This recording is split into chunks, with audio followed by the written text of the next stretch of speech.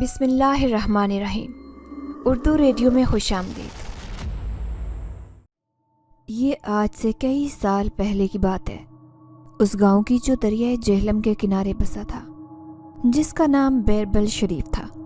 یہ گاؤں روایتی طور سے بھی کافی پیچھے چل رہا تھا۔ یہاں پر ضروریات زندگی کی ہر چیز مشکل سے ملتی تھی۔ اس گاؤں کے بارے میں زیادہ تر لوگ نہیں جانتے تھے، اور میں بھی یہاں آنے سے پہلے تک اس کے نام تک سے واقف نہیں تھا۔ لیکن آج سوچتا ہوں کہ میں یہاں پر کیوں آیا، کیونکہ جو چیز میں نے یہاں پر آ کر دیکھی، اسے دیکھنے کی نہ تو مجھے امید تھی اور نہ ہی خواہش۔ آج بھی جب میں وہ سب یاد کرتا ہوں تو میرے دل و دماغ میں ایک عجیب سا ڈر گھونجنے لگتا ہے۔ مجھے آج تک اس کا ماحول ہی خوفزدہ کرتا ہے۔ ہم لوگ سید گھرانے سے تھے۔ میرا نام سیف اللہ تھا۔ اپنے خاندان کا پہلا بیٹا تھا میں۔ میرے والد صاحب مسجد میں امام تھے اور میرا دماغ پڑھائی میں بہت زیادہ تیز تھا، لیکن میرے والد صاحب نے فیصلہ کیا کہ وہ مجھے دینی تعلیم کی طرف لگائیں گے۔ مجھے قریبی مدرسے میں داخل کروا دیا گیا، لیکن کچھ دن بعد ہی وہ مجھے اس کے ماحول سے غیر مطمئن نظر آنے لگے، کیونکہ یہاں پر ادھر ادھر کے لڑکے تھے جو پڑھائی سے زیادہ دوسری باتوں پر توجہ دیتے۔ میرے والد صاحب کا کہنا تھا کہ اللہ نے ایک ہی بیٹا دیا ہے، بیوی اب بیمار ہو گئی ہے اور بیٹا بھی جوان ہے۔ میں چاہتا ہوں کہ اس کو ایک اچھا انسان بناؤں، کیونکہ اگر آپ کے 10 بیٹے بھی ہوں لیکن آپ کے ان 10 بیٹوں کی پرورش اچھی نہ ہو تو پھر کیا فائدہ۔ میرا ایک ہی بیٹا ہے لیکن میں اس کو اچھا انسان بنانا چاہتا ہوں۔ وہ ایک بزرگ تھے ہمارے علاقے میں، جن کے پاس میرے والد صاحب بہت بیٹھا کرتے تھے۔ کسی کو پتہ نہیں تھا کہ وہ کون ہے۔ ان کی چارپائی محلے میں بنے ایک شیڈ کے نیچے ہوا کرتی تھی۔ سردی گرمی میں وہیں پر گزارا کرتے۔ محلے والے ان کو کھانا دے دیا کرتے تھے اور ہمارے گھر سے تو ان کے لیے کھانا ہمیشہ جایا کرتا۔ میرے بابا چائے پانی لے کر خود جاتے تھے۔ ان کو کتنی دفعہ کہا کہ وہ ہمارے گھر آ جائیں، لیکن وہ کسی کے بھی گھر نہیں جاتے تھے۔ کہتے تھے کہ میں یہیں پر ٹھیک ہوں۔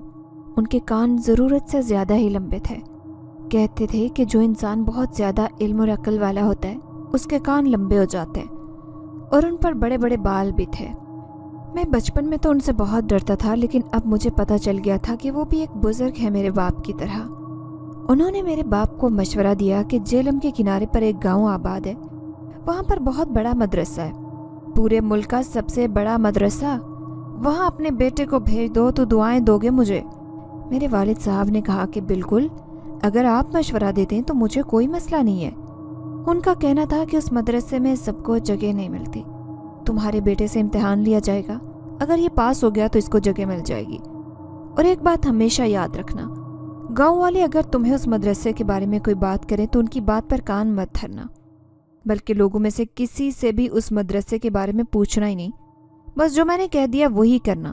میں تمہیں راستہ بتا دیتا ہوں، سیدھے چلے جانا، جا کر میرا نام لینا، اور تمہارا بیٹا اگر قابل ہوا تو اسے وہاں داخلہ مل جائے گا۔ میرے والد صاحب نے کہا ٹھیک ہے۔ انہوں نے گھر پر بات کی۔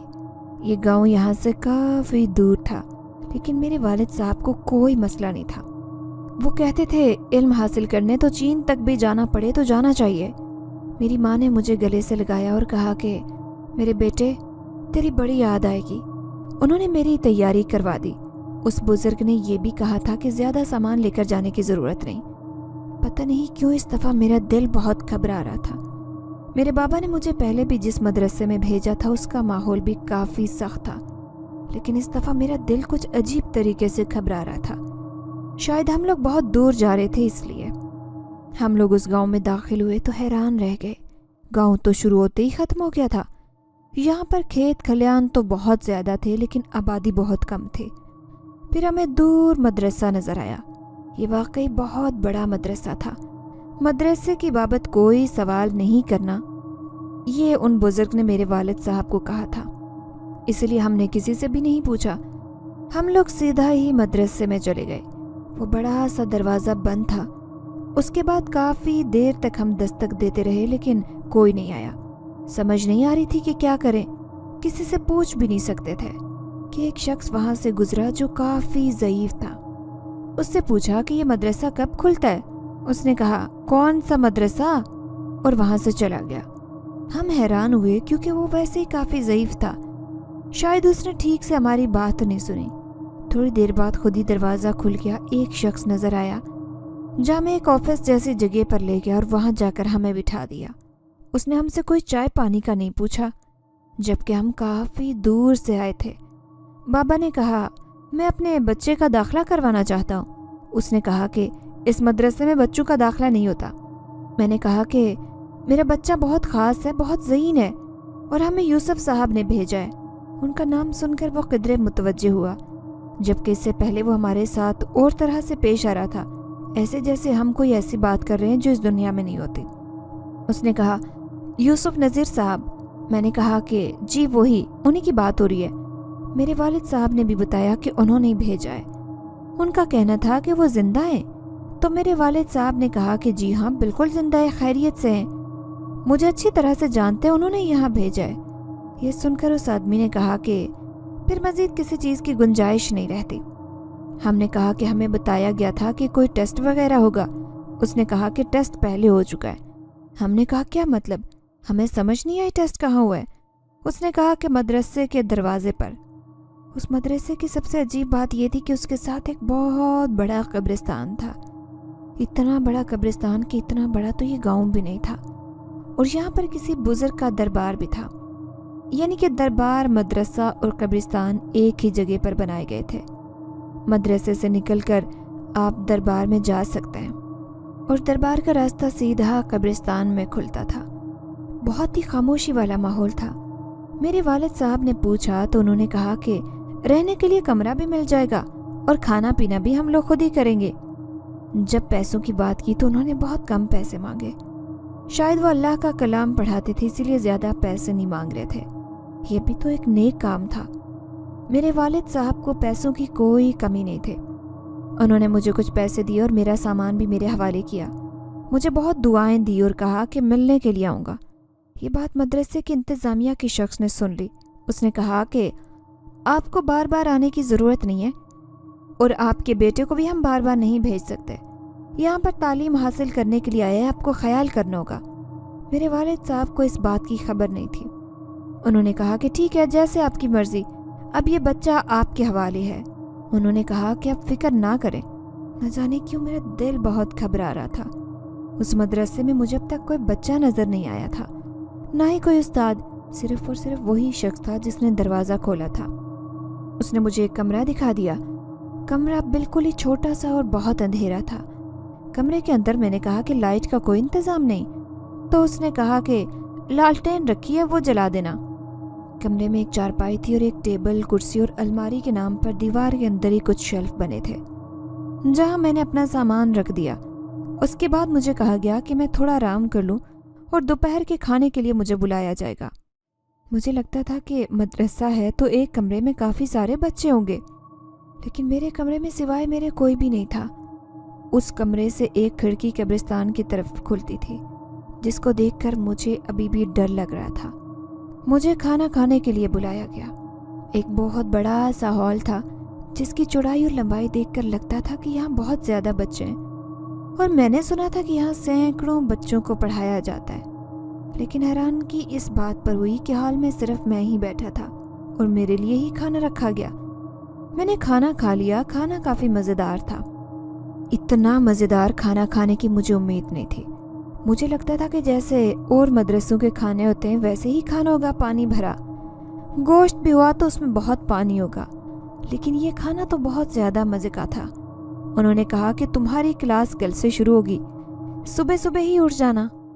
پہلا دن تھا اس لیے مجھے نیند نہیں آ رہی تھی، بار بار گھر والوں کی یاد آ رہی تھی۔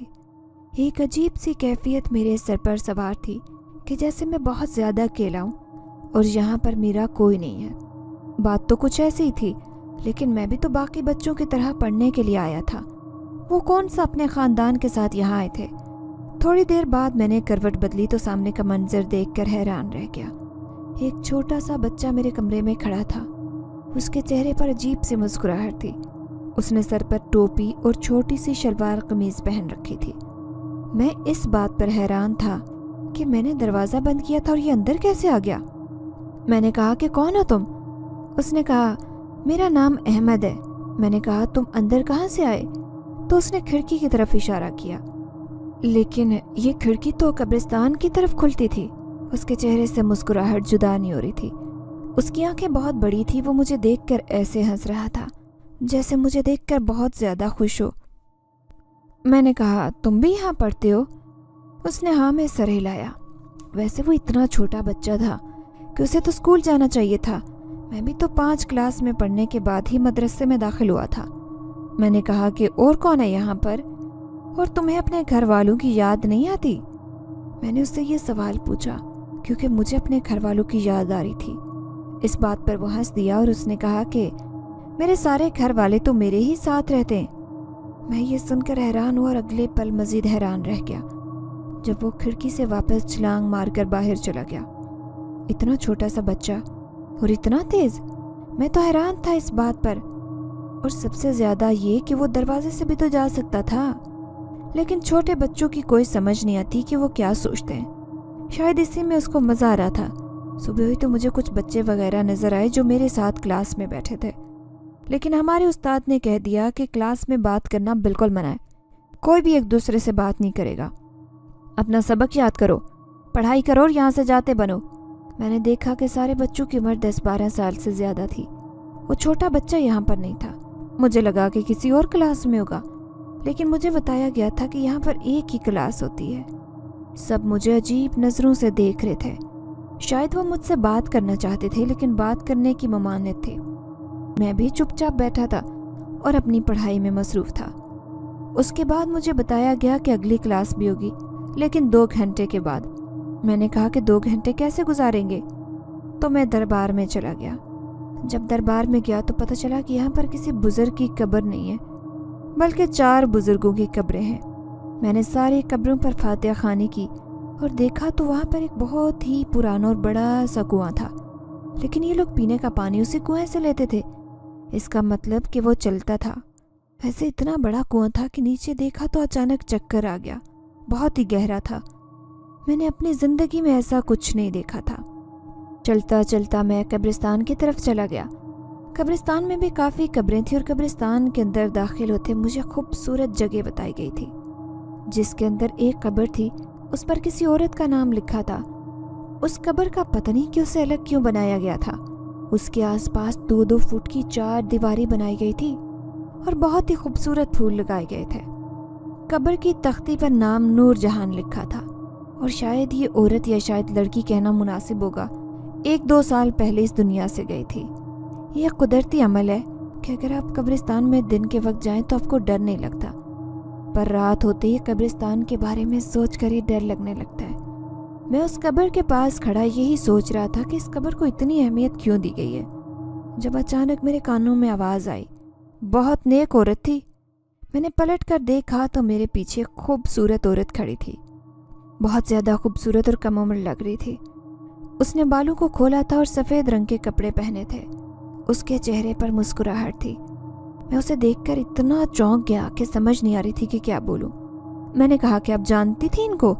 تو وہ کہنے لگی اس کو تو سب جانتے تھے، بہت اچھی خاتون تھی، جوانی میں ہی دنیا سے چلی گئی. اولاد بھی تھی، ان کی شوہر نہیں تھا. میں نے کہا کہ آپ کو ڈر نہیں لگتا؟ کیا آپ ادھر رہتی ہیں؟ اس نے کہا کہ ہاں میں یہیں رہتی ہوں، لیکن تم یہاں کا نہیں ہو. مجھے کہا گیا تھا کہ اس مدرسے کے بارے میں کسی سے بات نہیں کروں، تو مجھے کوئی نہ کوئی جھوٹ بولنا تھا.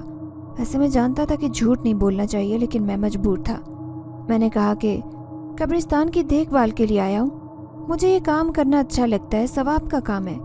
ویسے بھی قبروں کا تو آج کل کوئی خیال نہیں رکھتا نا. اس لڑکی نے کہا کہ ہاں یہ تو تم نے ٹھیک کہا، بہت اچھی بات ہے جو تم یہ نیک کام کرنے کے لیے آئے ہو. عورت کی قبر کے ساتھ ایک نلکا بھی لگا تھا. میں نے کہا کہ مجھے پیاس لگی ہے، میں پانی لیتا ہوں. جب میں اس نلکے کا پانی پی رہا تھا تو حیران رہ گیا. اتنا میٹھا پانی تو میں نے آج تک نہیں پیا تھا. میں نے کہا اس نلکے کا پانی میٹھا کیوں ہے؟ باقی مدرسے کا پانی تو اتنا میٹھا نہیں ہے. تب اس لڑکی نے مجھے بتایا کہ اس عورت کی وجہ سے ہے. یہ بہت نیک تھی اور بہت تکلیف میں اس دنیا سے چلی گئی. پہلے اس کو اولاد کا دکھ ملا، اس کے بعد اس کی بھی جان لے لی گئی. یہ سن کر میں تھوڑا گھبرا گیا. میں نے کہا کہ اللہ تعالیٰ انصاف کرے گا جس نے بھی یہ حرکت کی ہے. وہ لڑکی مسکرا دی اور اس نے کہا کہ انصاف تو پہلے ہی ہو چکا ہے. وہ ہر بات پر ایسے مسکرا کر بولتی تھی کہ اس کی مسکراہٹ سے نظر ہی نہیں ہٹتی تھی. میں نے کہا کہ گاؤں کیسا ہے، یہاں کی کوئی خاص بات؟ اس نے کہا کہ ہاں यहाँ पर माल्टे बहुत मिलते हैं। बाकी लोग कुछ अजीब से हैं, अपने काम से काम रखते हैं। तुम कहाँ पर रहते हो? मुझे बार बार झूठ बोलना पड़ रहा था। मैंने कहा कि दरबार में एक छोटा सा कमरा दिया गया, वहीं पर रहता हूँ। उसने कहा कि अच्छी बात है, तुम बहुत अच्छा काम कर रहे हो। इस अच्छे काम को इसी तरह करते रहना, लेकिन एक बात याद रखना, रात के वक्त कभी भी कब्रिस्तान में सफाई नहीं करना। दिन में काम कर लो तो और बात है, क्योंकि ये काम तुम्हारा है, लेकिन ये ना सोचना कि मैं काम कर लूँ। आखिर ये कब्रिस्तान है। मैंने कहा कि कब्रिस्तान है तो क्या हुआ? कब्रिस्तान में तो लोगों की बाकियात के अलावा और कुछ भी नहीं होता। लड़की इस बात पर खिलखिलाकर मुस्कुरा दी। वो इतने ज़ोर से हंसने लगी कि जैसे वो हंसती चली जा रही थी और भूल गई थी कि मुझे चुप भी करना है। अभी हम वहीं खड़े थे कि एक लंबे कद की औरत वहाँ आई, जिसने अपने सर पर कोई चीज़ उठा रखी थी और उसके अंदर देसी टाफियाँ थी जो रंग बिरंगी थी और सिर्फ चीनी से बनाई जाती थी। उसने वो थोड़ी सी टाफियाँ मेरे हाथ पर रखी और कहा, ये मैं अपनी खुशी में बांट रही हूँ, बच्चे तुम भी खा लो। मैंने कहा कि कौन सी खुशी?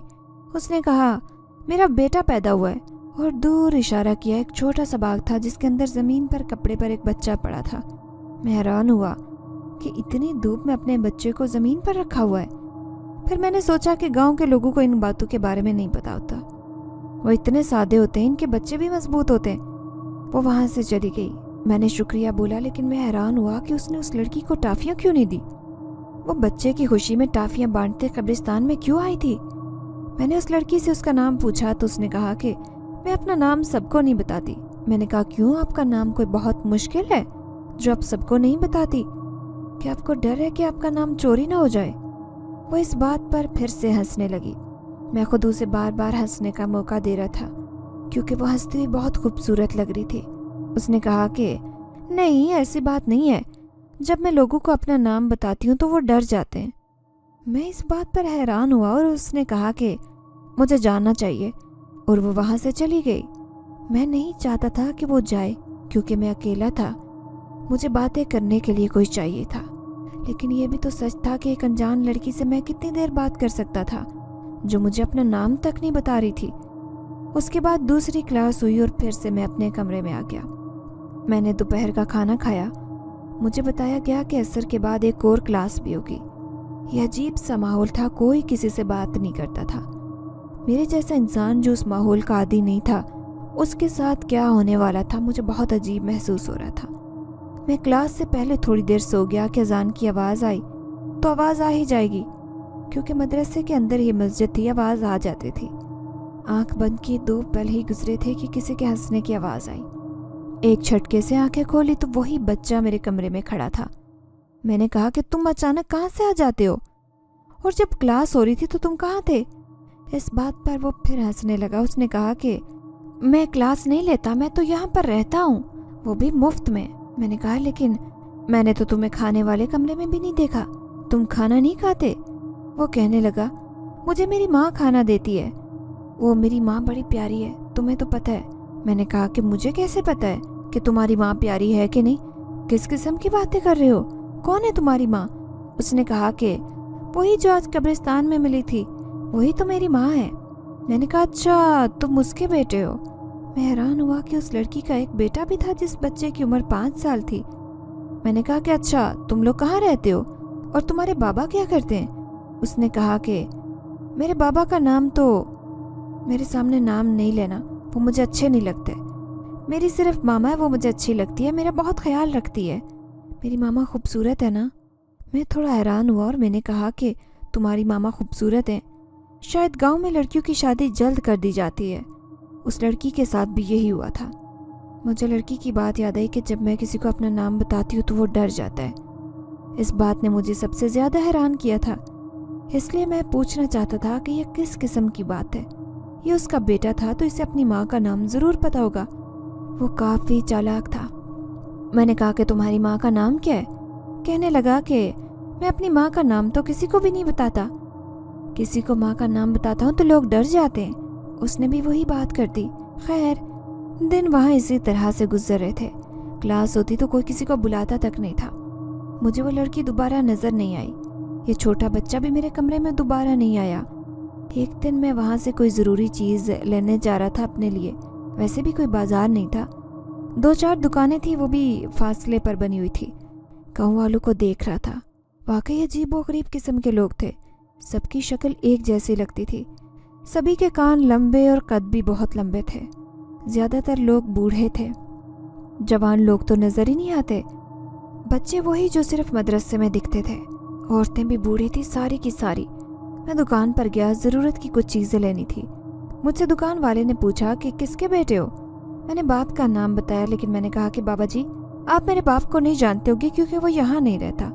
उन्होंने कहा कि फिर कहाँ रहता है। मैंने कहा कि मैं तो इस्लामाबाद से हूँ। उन्होंने कहा, यहाँ क्या करने आए हो बेटा, तुम्हारी उम्र तो इतनी कम है, यहाँ कोई काम करने आए हो। मैंने कहा कि मैं मदरसा पढ़ने आया हूँ।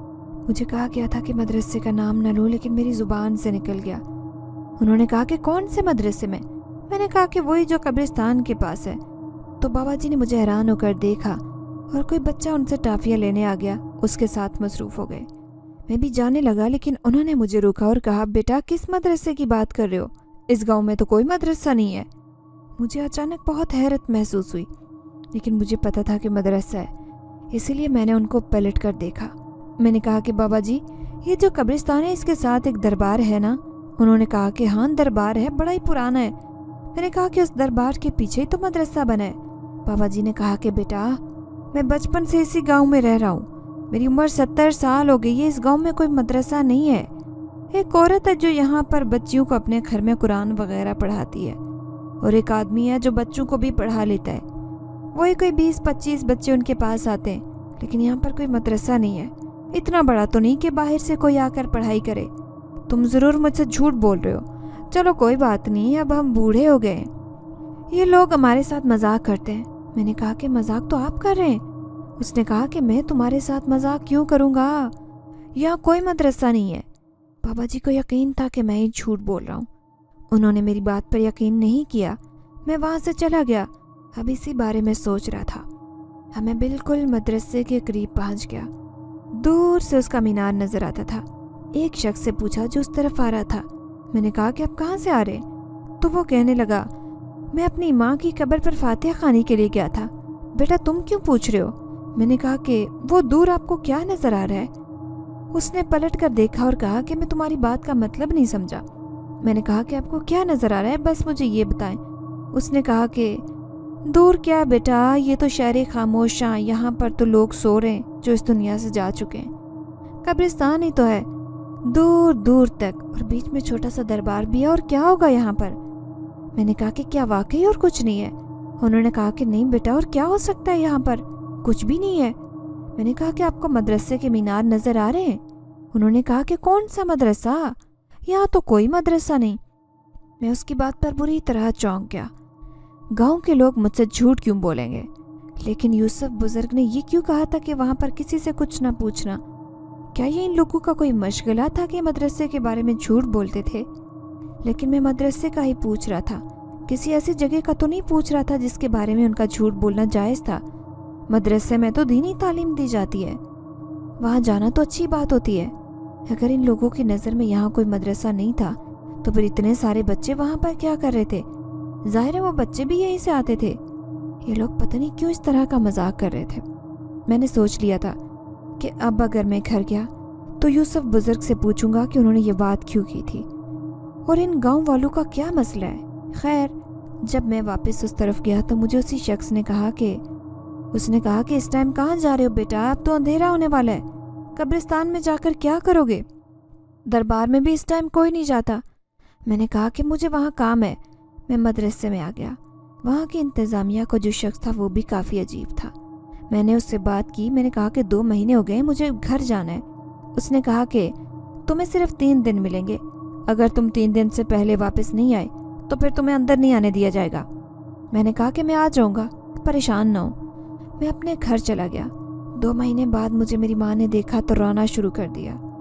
मैंने कहा कि क्या हो गया? पढ़ाई के लिए गया था। आपको पता है मैंने कितना कुछ सीखा है वहाँ पर। मेरा कुरान भी हिफ्ज़ होने वाला है, बहुत अच्छा सिखाते हैं। मेरी माँ इस बात पर खुश हो गई। रात हुई तो मेरी माँ ने मुझे कहा, बेटा तेरे वजूद से अजीब किस्म की खुशबू आ रही है। मैंने कहा, खुशबू आ रही है, बदबू तो नहीं आ रही, मैं नहाता हूँ। मेरी माँ ने कहा, नहीं नहीं, बू नहीं आ रही, अजीब तरह की खुशबू आ रही है। पता नहीं तूने कोई खुशबू लगाई है। मैंने कहा नहीं, मैंने कभी खुशबू नहीं लगाई, मुझे तो खुशबू पसंद नहीं है, आपको तो पता है। मेरी माँ ने कहा हाँ, लेकिन जब से घर आया हूँ पूरे घर में वो खुशबू आ रही है। मेरे बाबा ने भी ये बात नोट की। बाप को देखा तो वो भी परेशान थे, लेकिन उनकी परेशानी की वजह मैं नहीं था। अम्मी ने कहा कि यूसुफ बुजुर्ग वफात पा गए, तुम्हारे बाबा बड़े परेशान हैं। मुझे भी सुनकर काफ़ी अफसोस हुआ। वैसे उनकी उम्र काफ़ी ज़्यादा थी, तकरीबन 80 साल के करीब तो थे ही, लेकिन लगते उससे भी ज़्यादा थे क्योंकि बीमार रहते थे। मुझे भी उनसे कोई बात पूछनी थी, वो भी बीच में रह गई। बाबा को तसल्ली दी क्योंकि बाबा की उनके साथ काफ़ी गहरी दोस्ती थी, वो उनको अपने बाप की जगह देखते थे। बाबा ने मुझसे पूछा कि सब कुछ ठीक है, तो मैंने बाबा को सारी बात नहीं बताई, वो वैसे ही परेशान थे। मैंने कहा जी अल्लाह का करम है, सब कुछ ठीक है, लेकिन छुट्टी बड़ी छोटी मिली है, वापस जाना होगा। उन्होंने कहा कि कोई बात नहीं, पढ़ने के लिए गए हो ना, एक एक दिन कीमती होता है। मेरी माँ ने कहा कि खुशबू आ रही है, लेकिन मुझे अपने आप से कोई खुशबू नहीं आ रही थी। उन्होंने कहा कि मुझे आदत हो गई होगी, दरबार भी है ना, वहाँ दरबारों में खुशबुएं लगाई जाती हैं, शायद वही खुशबू तेरे कपड़ों से आ रही है। पता नहीं, मैंने इस बात पर ज़्यादा ध्यान नहीं दिया। तीसरा दिन पूरा होने से पहले मैं वापस आ गया। इंतज़ामिया से मुझे थोड़ी सी तारीफ़ की उम्मीद थी, लेकिन उन्होंने तारीफ़ नहीं की और कहा कि चले जाओ अपने कमरे में। अगले दिन फिर मुझे वो लड़की मिल गई। इस दफ़ा भी वो उस औरत की कब्र के पास खड़ी थी। वहाँ पर दरअसल बैठने के लिए जगह बनाई गई थी, इसलिए मैं वहाँ बैठ जाता था। सर्दियों का मौसम था, धूप भी अच्छी लगती थी। मैंने कहा कि तुम इतने दिन बाद नजर आई हो। उसने कहा कि क्या तुम्हारे लिए यहाँ पर बार बार आती मैं तो ऐसे ही आ गई थी। अपने माँ बाप को सारी बात बताकर वो परेशान होते, तो पता नहीं क्यों मैं उस लड़की से सारी बातें करने लगा। मैंने कहा कि पता नहीं लोग अजीबोगरीब किस्म की बातें क्यों कर रहे हैं, और यहाँ का माहौल भी काफ़ी अजीब है। इस बात पर वो फिर से हंसने लगी। उसने कहा कि एक बात बताओ, तुम ज़्यादा डरपोक तो नहीं हो। मैंने कहा कि क्या मतलब। उसने कहा कि अगर तुम ज़्यादा डरपोक हो तो तुम्हें हकीकत नहीं पता चलेगी। इतने डरपोक तो नहीं हो कि तुम्हें कोई बात बताई जाए और तुम डर के मर जाओ। मैंने कहा कि नहीं, ऐसी कोई बात नहीं है। अगर मैं इतना डरपोक होता तो इस वक्त कब्रिस्तान में नहीं बैठा होता, इतनी दूर नहीं आता, वो भी इस गांव में। यहाँ हर इंसान ही मुझे देखने से ऐसे लगता है जैसे वो इंसान ही नहीं। इस बात पर वो फिर हंसने लगी। मैंने कहा कि एक बच्चा भी आता है मेरे कमरे में, सिर्फ मेरे कमरे में आता है, अजीबोगरीब किस्म की बातें करता है, कहता है कि तुम उसकी माँ हो। उसने कहा कि मैं ही उसकी माँ हूँ, वो बेचारा बदकिस्मत है और मैं भी। मैंने कहा कि तुमने मेरी बात का जवाब नहीं दिया, यहाँ पर लोग इस तरह की बातें क्यों करते हैं। उसने कहा कि तुम्हें बहुत जल्द पता चल जाएगा, फिलहाल जो कर रहे हो वही करते रहो, क्योंकि तुम जो कर रहे हो वो बिल्कुल ठीक कर रहे हो। मैंने कहा कि कुरान तो मुझे हिफ्ज़ हो गया है, बाकी सारी सूरतें, सूरह यासीन, तर्जुमा वगैरह भी काफ़ी जल्दी जल्दी मेरे दिमाग में बैठ गया है, मुझे सारा कुछ समझ आ गया। अब तो मैं यहाँ से चला जाऊँगा। उस लड़की ने कहा कि हाँ, तुम अब यहाँ से जा सकते हो, बस थोड़ा ही वक्त रह गया है तुम्हारा। पता नहीं क्यों मुझे वो लड़की बहुत खूबसूरत लगती थी। वो मुझसे बात करती और जब बीच में कोई बात नहीं होती तो उस कब्र की तरफ देखना शुरू कर देती। मैंने कहा कि ये किसकी कब्र है, तुम हमेशा मुझे यहीं खड़ी मिलती हो। उसने कहा कि ये उस औरत की कब्र है जो जानती थी मैं उसको अच्छी तरह से। मैंने कहा कि कब्र पर जो तारीख पैदाइश लिखी गई है, इस हिसाब से तो ये तुम्हारी उम्र की लगती है, फिर इस बेचारी को किसने मारा। उसने कहा कि इसके शोहर ने इसको मारा था और इसके बच्चे को भी मार डाला था। मैं ये सुनकर हैरान रह गया। फिर वो वहाँ से चली गई और मैं मदरसे चला गया। कुछ दिन और इसी तरह से गुजर गए। मैंने अपनी सारी तालीम हासिल कर ली थी और मुझे यहाँ पर पूरे 6 महीने हो गए थे। इंतज़ामिया ने कहा कि अब मैं वापस जा सकता हूँ, मेरा यहाँ पर कोई काम नहीं है। मुझे कह दिया गया था कि 1 हफ्ते तक मैं यहाँ से जा सकता हूँ, अपना सामान पैक कर लो। मैंने कहा कि ठीक है। मेरा वापस जाने का दिल तो कर रहा था, लेकिन बार बार सोच रहा था कि यहाँ पर मुझे मेरे किसी भी सवाल का जवाब नहीं मिला, शायद मुझे जवाब मिलने वाला भी नहीं था। इसलिए मैंने ये बातें अपने दिमाग से निकाल दी। लेकिन उस रात कुछ बहुत अजीब हुआ। मैं गहरी नींद सो रहा था जब किसी ने मुझे जगाने की कोशिश की। मैंने एक झटके से आंख खोली तो ये वही बच्चा था। मैंने कहा कि मुझे नींद आ रही है। अभी मैं गुस्से से बोला कि उसने आसपास देखा तो मुझे फिजा में धुआं महसूस हुआ। उसने मुझे कहा कि उठो यहाँ से, नहीं तो मर जाओगे, आग लग गई है, आग। मैंने आसपास देखा, वाकई मदरसे में आग लगी थी। मैं फौरन अपने कमरे से निकला। आग बहुत तेज़ हो गई थी। मुझे बाकियों की मदद करनी चाहिए, लेकिन जब भी मैं किसी कमरे का दरवाज़ा खोलता तो वहाँ कोई बच्चा नहीं होता। ऐसे लगा कि सब लोग भाग गए और मैं ही रह गया हूँ। लेकिन ये जगह जल रही थी, मुझे कुछ न कुछ तो करना था। मैंने शोर डाल दिया, मैं बुरी तरह से चिल्ला रहा था, बचाओ बचाओ, कोई है, बचाओ। मैं दरबार की तरफ भागा कि वहाँ से पानी ले आऊँ। वहाँ पर उस शख्स ने मुझे देख लिया। वो शायद कब्रिस्तान में बैठा था। मैंने कहा कि आग लगी है, मेरी मदद करो। वो मुझे हैरान होकर देख रहा था। मैंने कहा, तुम्हें समझ नहीं आ रही क्या मैं क्या कह रहा हूँ? मदरसा जल रहा है, मेरी मदद करो। उसने कहा, कौन सा मदरसा? यहाँ कोई मदरसा नहीं है। तुम किस किस्म की बातें कर रहे हो? मैंने कहा कि मदरसा नहीं नजर आ रहा, उसको आग लगी है। तुम्हें नजर क्यों नहीं आ रही? ये धुआं महसूस नहीं हो रहा? पता नहीं, शायद लोग अंदर हैं और वो बेचारे जलकर मर रहे हैं। तुम यहाँ खड़े मुझसे मजाक कर रहे हो? उस शख्स ने कहा कि तुम पागल हो गए हो, यहाँ कोई मदरसा नहीं है।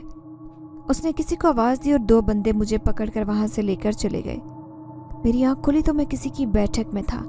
पता चला कि ये गांव के सरदार की बैठक है। लोग मेरे सराहने खड़े बोल रहे थे। उनका कहना था कि लगता है कि ये पागल है, पागल हो गया, तभी अजीबोगरीब किस्म की बातें कर रहा था। कह रहा था कि यहाँ पर कोई मदरसा है, उसको आग लगी है, बचाओ, नहीं तो लोग मर जाएंगे। जब मेरी आँख खुली तो मेरे सामने एक शख्स बैठा था जो किधरे पढ़ा लिखा लग रहा था। वो उस गांव का वारिस था। यहाँ पर उसकी बहुत बड़ी हवेली थी, लेकिन वो उस गांव में रहता नहीं था, आजकल आया हुआ था।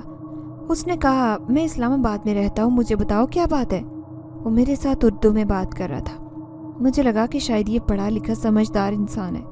मैंने उसको सारी बात बता दी, उस बच्चे के बारे में बताया, उस लड़की के बारे में भी। उसने अपने लोगों को बाहर भेजा।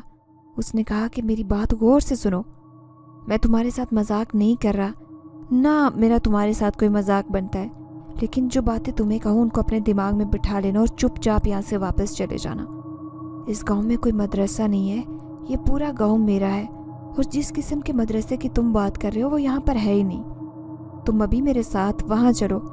वो शख्स मुझे उस जगह पर ले गया। आज मैं ये देखकर हैरान रह गया कि वहाँ पर वाकई कोई मदरसा नहीं था।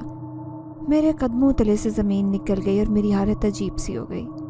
उसने कहा कि संभालो खुद को, मुझे तुमसे हमदर्दी है, क्योंकि तुमसे पहले भी 1-2 लोगों ने यहाँ कर यही बात की है।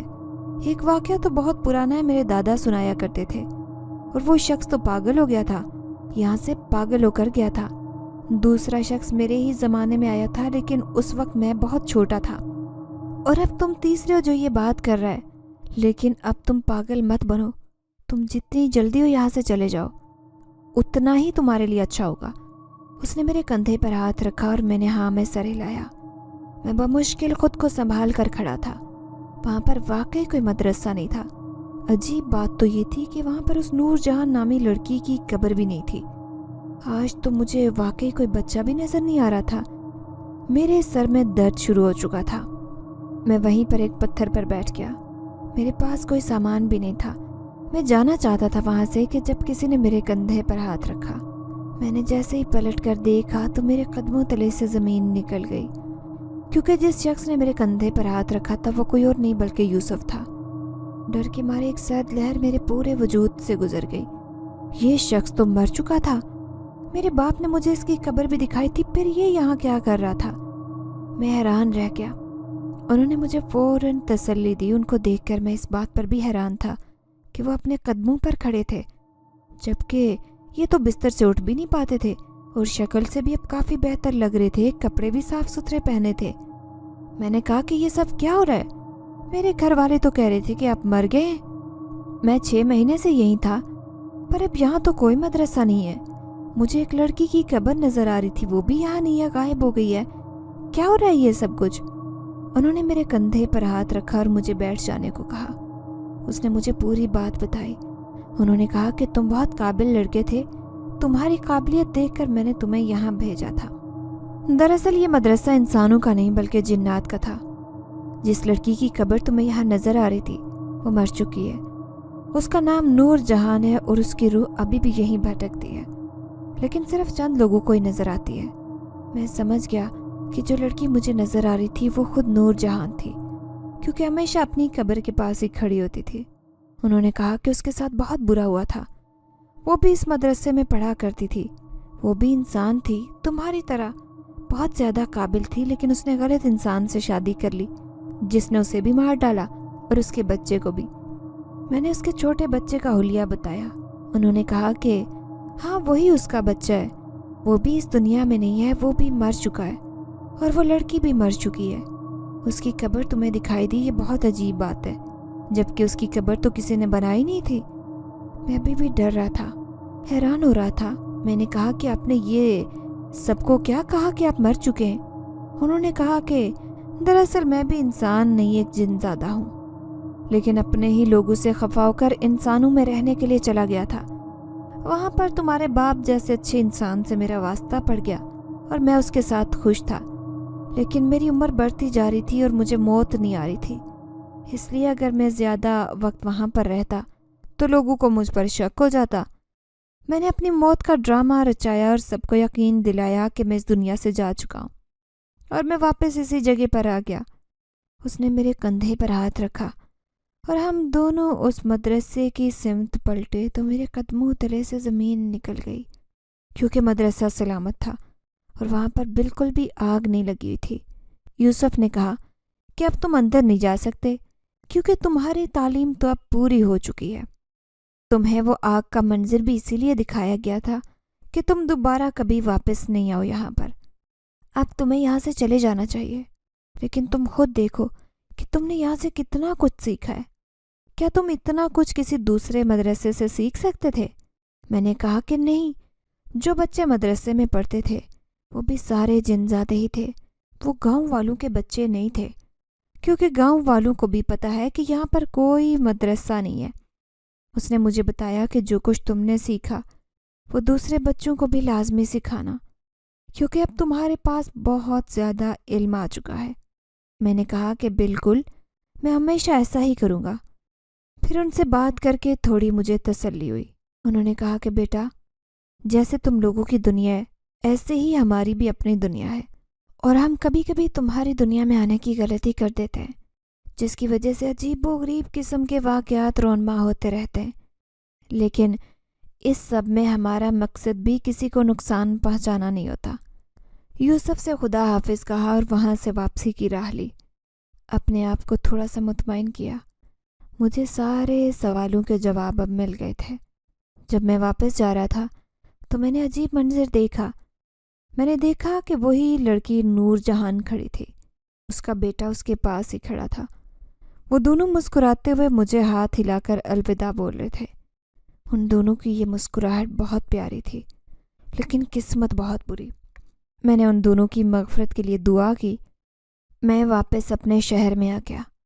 میں نے یہاں پر اپنے ہی گھر میں بچوں کو مفت میں تعلیم دینا شروع کر دی، مفت میں پڑھانا شروع کر دیا تھا، اور آج اس بات کو گزرے پورے 20 سال ہو چکے ہیں، اور میری تو اب شادی بھی ہو چکی ہے، میرے اپنے 2 بچے بھی ہیں۔